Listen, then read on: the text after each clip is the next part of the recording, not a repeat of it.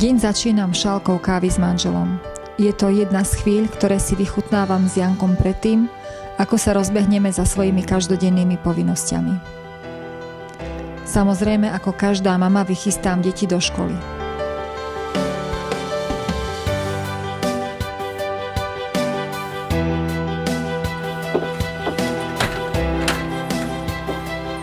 Sadám do auta a idem do práce.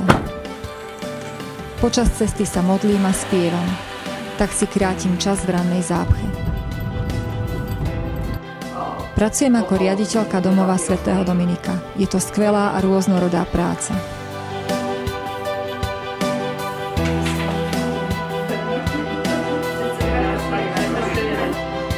Ako poslankyňa sa často po práci stretávam s ľuďmi.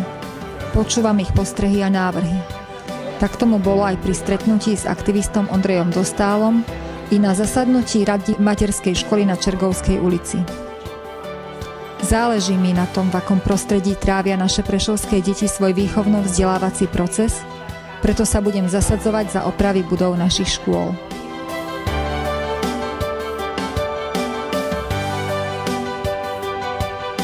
Rada podporujem správne veci.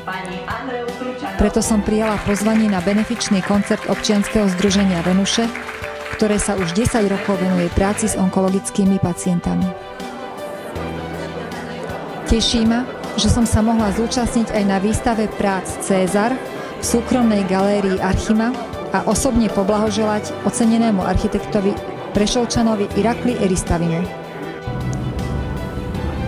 Po aktívne a príjemne strávenom dni sa už teším na svoju rodinu a zaslúžený odpočinok. Volám sa Andrea Turčanová. V meste Prešov žijem takmer celý svoj život. Veľmi citlivo vnímam potreby našich obyvateľov, mám vôľu ich riešiť a využijem pritom všetky svoje skúsenosti.